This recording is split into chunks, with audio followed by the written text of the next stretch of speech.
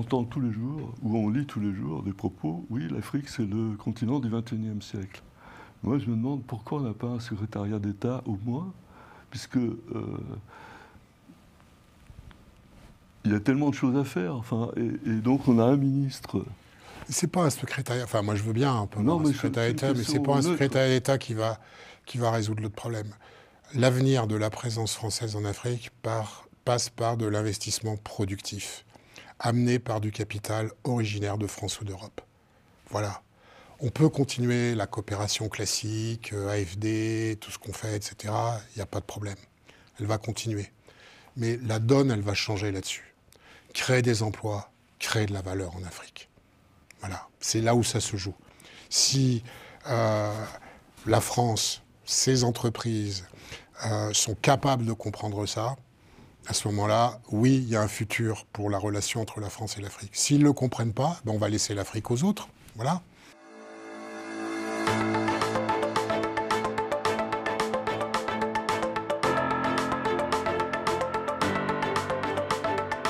Eh bien, rebonjour. Pour cette deuxième partie de Africactu numéro 31, nous accueillons M. Bruno Delay. Bonjour, vice-président de l'ADIT, du groupe ADIT, et dirigeant de NSI. NSI. Et aussi ancien ambassadeur, donc on pourrait vous dire bonjour Excellence. Alors, on va faire un petit tour d'Afrique, mais diplomatique, puisque vous êtes un diplomate de grande renommée. Vous avez été ambassadeur en Afrique, en Amérique latine, en Europe. Et quand on parle de vous entre journalistes, on dit toujours « ouais, c'était le Sherpa de Mitterrand ». En fait, vous avez été de 92 à 95 le conseiller Afrique du président Mitterrand. Peut-être tout à l'heure dire un mot sur ce qu'est la nostalgie aujourd'hui du temps passé, de naguère et jadis. Et donc ce tour d'actu qu'on va faire ensemble, on peut le commencer en évoquant le retrait de l'armée française du Sénégal. Ça s'est produit le 17 juin, en bonne intelligence avec les autorités sénégalaises, puisque le président Faye a notamment déclaré qu'il ne s'agit pas d'une rupture, mais de refonder la relation. Bon. Donc, qu'est-ce que ça veut dire quand on s'en va? Comment on va refonder? Comment vous, votre opinion sur refonder une relation, maintenant qu'on n'est plus du tout présent en Afrique, sauf à Djibouti, mais bon, c'est loin quand même du Sénégal. Alors, effectivement, aujourd'hui, on n'a plus de base militaire en Afrique permanente, sauf à Djibouti. Mais Djibouti, c'est dans tout un autre contexte qui concerne la mer Rouge, cet axe stratégique de Bab el-Mandeb, et c'est aussi, bien sûr, comment dire, un point stratégique par rapport à ce qui se passe dans le Moyen-Orient, au Yémen, Somalie, etc. Aujourd'hui, je dirais que ça nous met dans une position beaucoup plus confortable, car avant, il y avait une grosse ambiguïté qui pesait sur la présence militaire française permanente en Afrique, qui était stipulée dans des accords de défense qui avaient été signés il y a très longtemps, plus ou moins réactualisés, mais qui créait quand même une énorme forme d'ambiguïté et qui donnait à penser que la France conservait quelque part un rôle de gendarme de l'Afrique, comme on l'a souvent dit, ce qu'elle n'était plus en mesure, ni en désir d'ailleurs, ni en volonté de faire. Et donc je pense qu'aujourd'hui, la situation pour nous est sur un plan général bien meilleure, car c'est quelque chose qui ne vient pas obérer tous les autres aspects positifs de ce que peut avoir un partenariat français avec les États africains. Moi, je trouve que c'est une avancée, paradoxalement, une avancée positive, parce que justement, ça lève les ambiguïtés. Exactement. C'est comme ça que je vois les choses. Comme ça que je vois les choses. Alors, ça peut être présenté par d'autres comme étant un camouflet pour la France. C'est vrai qu'il y a des moments où ça s'est plus ou moins bien passé, notamment dans le cas du Tchad. Ça s'est passé de façon accélérée et non prévue. Mais finalement, ça nous met dans une situation, encore une fois, beaucoup plus confortable politiquement et stratégiquement. Alors, qu'est-ce qu'on peut... Et ça ne veut pas dire qu'on arrête la coopération militaire avec les États africains qui nous le demandent, hein, attention. Oui, et il y a beaucoup de demandes actuellement. De formation, notamment. Ça porte sur la formation, ça porte sur l'intelligence, ça porte sur la fourniture de matériel, ça porte sur le maintien en condition opérationnelle des matériels. Ça couvre énormément de secteurs. Et une partie, d'ailleurs, est faite par la France sur son propre budget. Une autre partie, elle peut être faite sur des financements de l'Union européenne ou de l'OTAN. D'accord.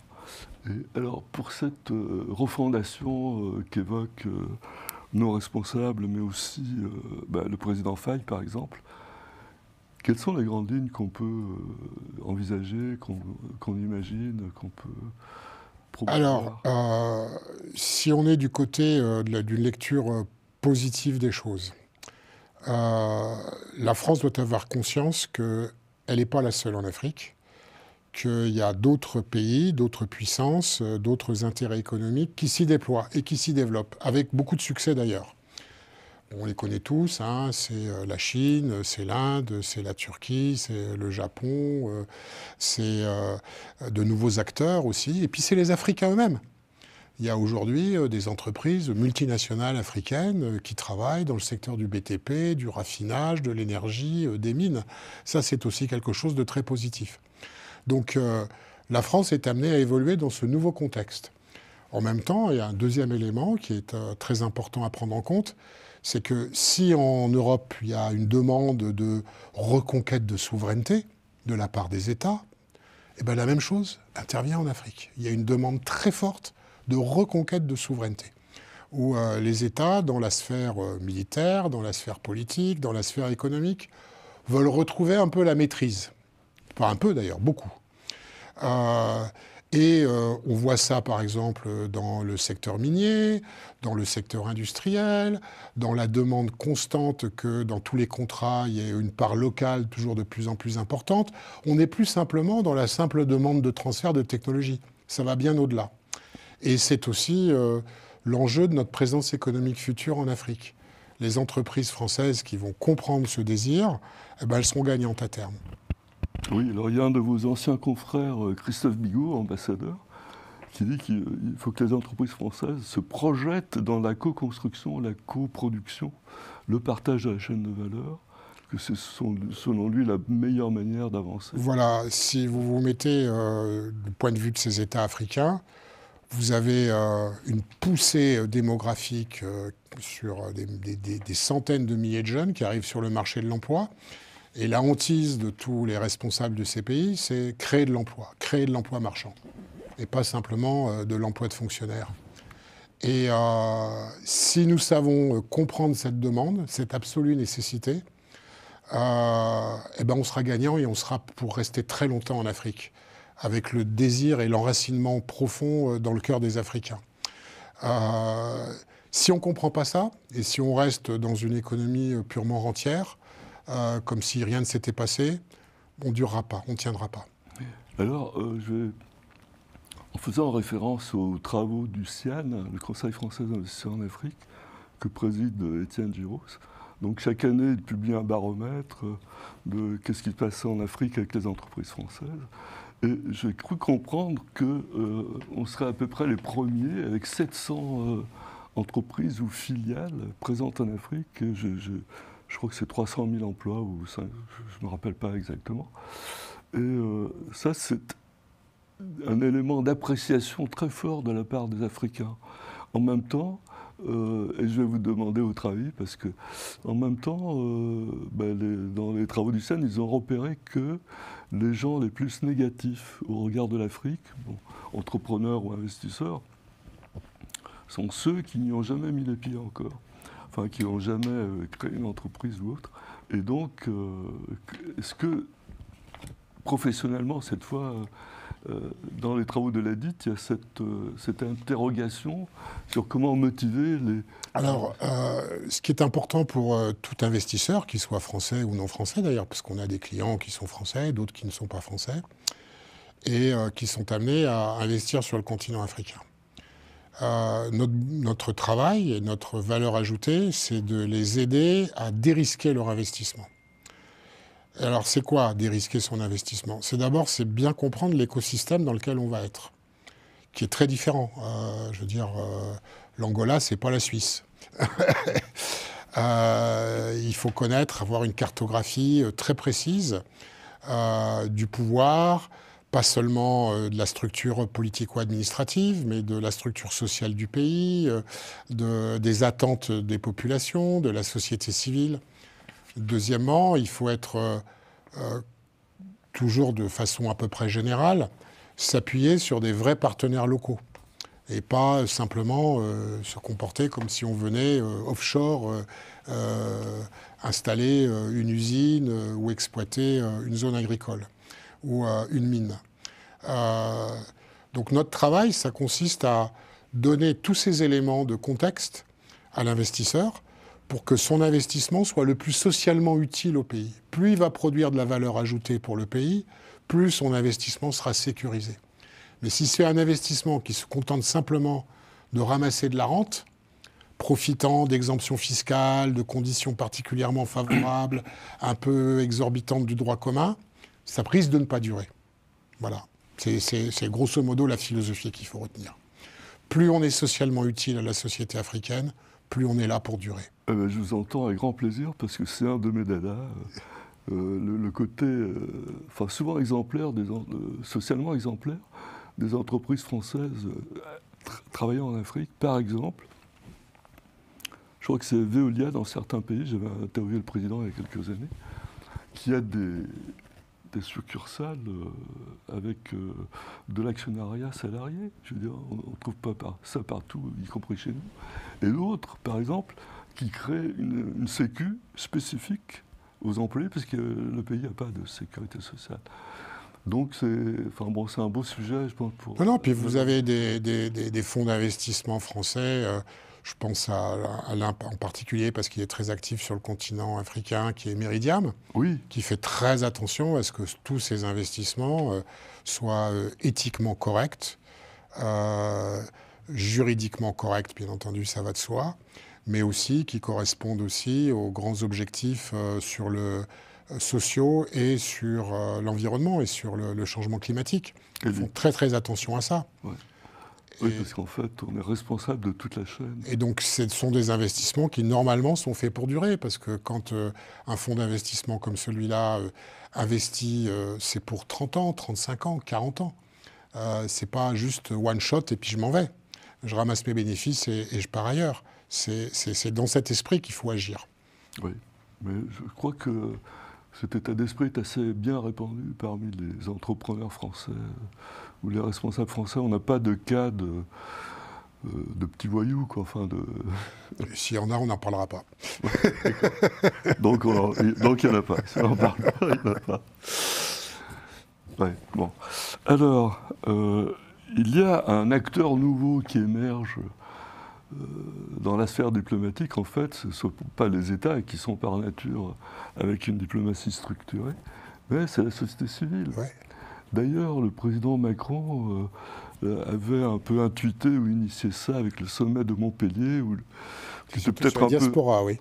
Ouais, toucher les diasporas résidentes en France. Voilà, c'est peut-être un peu discourtois vis-à-vis des chefs d'État africains, puisqu'il parlait en direct.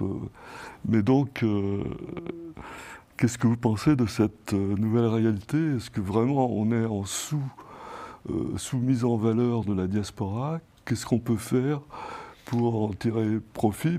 Je pense que notre premier devoir, c'est que cette diaspora soit la mieux intégrée possible dans la République française. Mieux elle sera intégrée, plus ça valorisera l'image de la France dans ces pays. Si elle est mal intégrée, on peut faire tous les travaux qu'on peut sur les diasporas, etc. Ça ne donnera pas des bons résultats. Donc ça commence déjà par faire en sorte que ceux qui sont résidents chez nous aient une place convenable dans la société française dont ils puissent faire preuve de fierté. À partir de là, on peut construire effectivement des ponts humains avec les pays dont ils sont originaires. Mais ça commence d'abord par ça. Parce qu'une diaspora pas contente, frustrée, ça ne peut pas donner de bons résultats dans la relation avec le pays d'origine.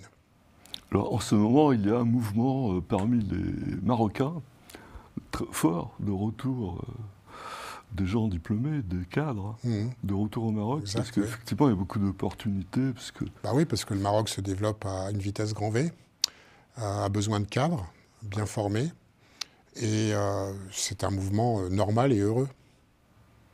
Enfin, il ne faudrait pas que ça se répande trop, parce que on voudra bien regarder chez nous quand même aussi. Oui, mais on est content aussi d'accueillir des tripotés de Marocains qui sont polytechniciens, centraliens, qui réussissent très bien dans les études d'ingénieurs et dans nos grandes écoles. C'est vrai, ils sont nombreux. Et on est content qu'ils fassent confiance à notre système de formation d'élite. Oui, c'est vrai. Non, c'est une bonne chose. Ouais. C'est une très bonne chose. Alors, pour reparler un peu de la société civile qui s'intéresse à la diplomatie, l'ambassadeur Didier Lebray, bon, vous n'êtes pas de la même génération. Non, mais je le connais très bien et c'est quelqu'un que j'admire beaucoup. Voilà. C'est un des très très très bons éléments de la diplomatie française. Eh ben, je dis ça avec l'ancienneté. Hein. Je vais lui envoyer le lien pour qu'il regarde l'émission. je l'ai reçu ici. Oui. Il faut un beau travail avec l'Académie de formation de nos diplomates, dont il a la responsabilité. Ouais. C'est un très beau travail. Et donc, il a porté la création de l'Académie diplomatique et consulaire française. Bon, vous vous rappelez qu'avant, on avait l'Académie diplomatique qui était un reliquat de la Société des Nations qui a disparu il y a 6-7 ans. Bon. C'était dommage parce que c'était avenue, c'était un bel endroit. Bon. Moi, j'avais fait le journal de l'Académie. Mais ça ne dépendait pas du Quai d'Orsay, hein, ça n'avait rien à voir. Ça dépendait de l'Agacan. J'avais fait leur journal dans les années 80. Ah oui, d'accord. Mais là, c'est une académie française qui est donc dirigée maintenant par Didier Lebray, qui va organiser un grand événement pour début septembre, où les diasporas seront présentes, effectivement. Et l'un de ses axes de travail, ce que j'ai trouvé intéressant d'ailleurs, c'est faire appel aux réservistes, pas militaires, mais diplomatiques. Donc en sollicitant des personnes, d'ailleurs voilà, vous êtes un bel exemple.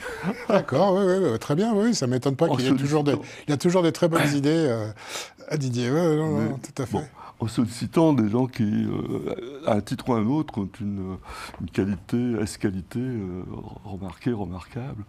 Et moi je trouve ça très intéressant. Non, c'est vrai, surtout qu'on a besoin de rénover le métier de diplomate. Ouais. Qui a été secoué ces derniers temps sur des histoires de statut, etc. Et c'est vrai que le métier lui-même de diplomate, puisque vous abordez le sujet, il a quand même... il change tout le temps, hein, c'est une tarte à la crème que de le dire, mais aujourd'hui plus que jamais. Je veux dire, le métier classique de diplomate, d'assurer un contact avec les autorités étatiques du pays de résidence, ça continue bien sûr, mais ça va bien au-delà maintenant. C'est un vrai travail de réseau, d'influence, puisque, comme vous l'avez dit très justement, les sociétés civiles ont pris énormément d'importance. Et puis aujourd'hui, c'est très très vrai sur le continent africain, c'est vrai partout, mais plus encore sur le continent africain aujourd'hui, les effets de guerre informationnelle qui s'y livrent. Parce que vous avez dans beaucoup d'États une presse officielle qui est très contrôlée et que les gens n'écoutent plus trop. Et donc, ils vont chercher de l'information ailleurs, ils vont la chercher sur les réseaux sociaux. Et là, tout peut arriver sur les réseaux sociaux. De la bonne information comme de l'information manipulée. Et donc, c'est un véritable enjeu. Et pouvoir faire partie ou partie prenante de ce système et des bagarres feutrées, ou pas feutrées d'ailleurs, qui s'y déroulent, c'est devenu un vrai enjeu pour toute diplomatie, et la française en particulier. Alors là, et sur l'Afrique en particulier, puisqu'on parle d'Afrique aujourd'hui. Oui. Je me permets de faire part d'une déception à titre personnel comme citoyen, pas comme journaliste. Mais donc, il y a une cartographie de la désinformation, des actions de désinformation très nombreuses, par dizaines, de la Russie contre la France en Afrique. On est devenu la première cible, comme vous le savez sûrement. Et donc, là, il y a 1 an et demi à peu près, a été nommé un ambassadeur pour ce qu'ils appelaient la diplomatie publique. Donc, c'était dans l'esprit de commencer à construire une réponse. Bon, cette personne est restée en poste 1 an. Je ne suis pas sûr qu'elle ait été remplacée. Est-ce que c'est sérieux quand on est un gouvernement, quand on a un ministère, de nommer quelqu'un 1 an Il a à peine le temps de faire le tour de la question et il s'en va. Non, mais ça fait partie des balbutiements administratifs qui peuvent exister. Mais je crois qu'aujourd'hui, le ministère des Affaires étrangères s'est plutôt bien mis en ordre de bataille, que nos ambassadeurs ont des instructions très sérieuses et solides pour muscler toute la partie communication dans leur travail. Bon, je ne jetterai pas la pierre au Quai d'Orsay. C'est vrai que cette bataille, il l'a embarqué plus récemment que ce qu'il aurait dû faire. Voilà, ça, il aurait fallu anticiper un petit peu, mais bon, l'important c'est d'y être, quoi. Voilà. Mieux vaut tard que jamais. Bon, alors en fait, c'était mon côté journaliste qui parlait. Oui, non, mais vous avez raison. Mais bon, on va voir si on va y arriver. C'est vrai que c'est difficile d'affronter une désinformation de mauvaise foi, fabriquer les fake news, enfin bon, parce qu'on n'a pas cette culture-là. Non, mais on peut l'acquérir assez vite, je vous assure. Oui. C'est pas, je veux dire, c'est quelque chose. Nous, on a des gens dans le groupe Adit qui sont spécialisés sur ces sujets-là, qui le connaissent parfaitement et qui savent très bien comment il y a des gens dont c'est le métier de travailler sur les réseaux sociaux pour mener des opérations de déstabilisation. Tout à fait, avec d'accord, bon, on commence des instruments numériques. Oui, non, tout ça.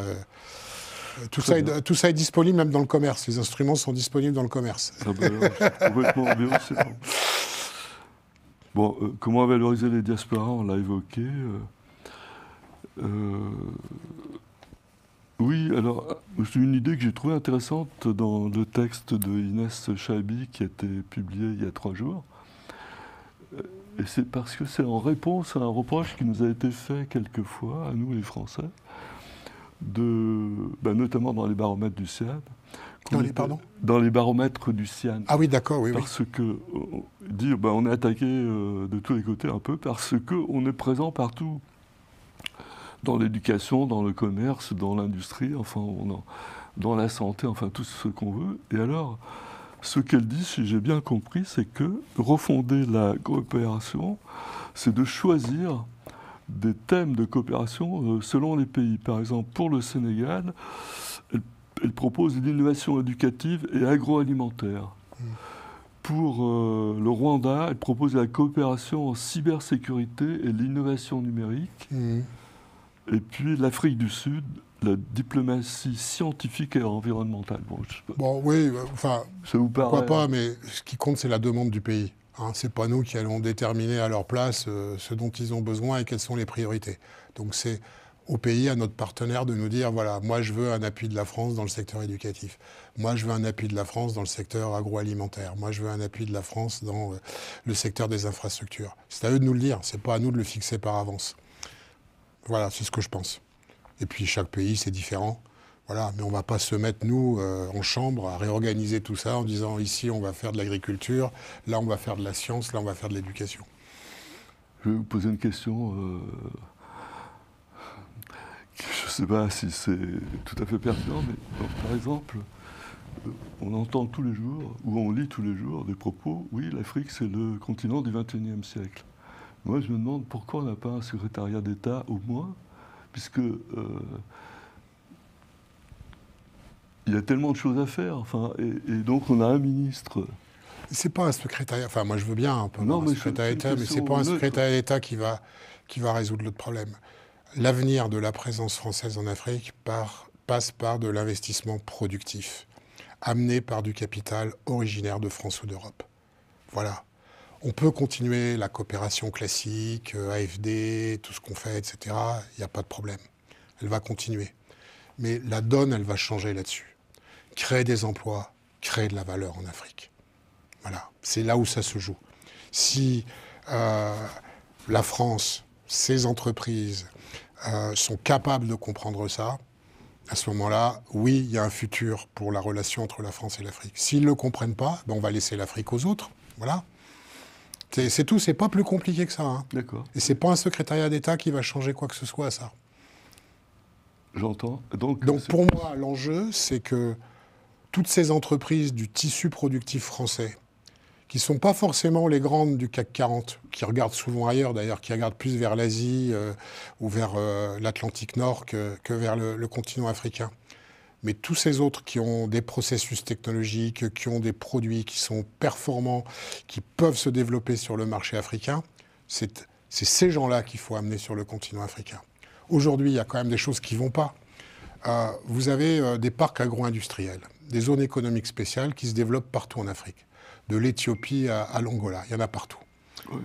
Vous allez les visiter, même dans les pays francophones, comme au Bénin, au Togo, au Gabon. Vous visitez ces parcs agro-industriels, vous allez voir des entreprises chinoises, indiennes, libanaises, turques, africaines, zéro français. Zéro. Pourquoi ? Pourquoi ? Oui. Qu'est-ce qui fait peur de monter une usine d'embouteillage de bouteilles de jus d'ananas ? C'est une technologie tellement difficile, tellement sophistiquée. Une usine de transformation de gomme arabique. Voilà, vous avez des industries. Vous avez le textile qui revient en Afrique de l'Ouest. Oui. Au Gabon. Pardon, pas au Gabon. Au Bénin, au Togo, au Nigeria. Financé par qui ? Par des fonds africains, par des fonds émiratis et avec des ingénieurs indiens. Donc, c'est ça le paradoxe. Le jour où il y a des gens qui ont compris ça en France et qui vont tenter leur chance là-dessus, à ce moment-là, donc la réponse, on pourra vraiment être optimiste sur la relation France-Afrique. Donc la réponse à venir, elle est du côté des entreprises privées. En fait. Exactement. Exactement. Eh ben, on est d'accord. Exactement, ça se joue là-dessus. Les autres, c'est comme ça qu'ils jouent. Alors les Chinois, c'est différent parce que c'est mixé entre le capitalisme privé chinois et les entreprises publiques. Ils jouent groupés. Mais pas les Indiens, pas trop les Turcs. Alors, monsieur l'ambassadeur... Et les Africains eux-mêmes, vous avez des entreprises de travaux publics africains qui ramassent des marchés tous les jours. Vous avez des industriels africains qui font des raffineries, qui font des usines de ciment. Oui, il y en a qui viennent, qui s'installent en Europe. Ouais. Alors, il en reste 2-3, mais une dernière petite question, parce que l'occasion est trop belle. Bon, on a fini normalement, mais encore deux petites minutes. C'est France-Maroc, quoi, parce que il y a un partenaire stratégique rénové, on a cessé de bouder les uns les autres. Donc ma question, c'est est-ce que ce niveau de partenariat peut inspirer, être la matrice de ce qu'on peut faire, parce que, par exemple, avec les Marocains, on a créé la filière aéronautique, avec Safran, il y a déjà... Elle s'est faite comment ? Toute seule, sans l'État, avec l'appui de l'État marocain, mais l'État français, il n'a pas eu son mot à dire sur le sujet. Oui, c'était Courteau, Jean-François Courteau, qui en parlait en 2007. Ouais. C'est les industriels français. On a fait Tangemed. Oui, enfin ça c'est une initiative marocaine, mais il y a des entreprises françaises, notamment dans le secteur automobile, qui sont venues s'y installer, oui. Renault, et qui c'est le premier pas exporté. Voilà, oui. Bon, le TGV, bon, enfin... Mais ce qui montre bien que le capital privé peut être le moteur du changement d'une relation entre la France et un pays donné. Ça a été le cas au Maroc. Et ce qui nous a permis de passer le mauvais moment que nous avons passé, du froid glacial qui a régné entre Paris et Rabat pendant quelques années. Les relations économiques continuaient. Voilà, elles ont continué. Et c'est parce qu'il y avait ce substrat qu'on a pu après revenir à une relation saine, parce qu'il y a aussi les gestes politiques nécessaires qui ont été faits. Monsieur l'ambassadeur, monsieur le vice-président, cher Bruno, merci d'être venu. Merci à vous. Je vais envoyer des liens à plein de gens, à Didier Lebray, à Étienne Giros pour le côté privé. Ils vont être contents, bien sûr. Quant à nous, on se retrouve dans 15 jours. Merci de nous suivre de plus en plus nombreux.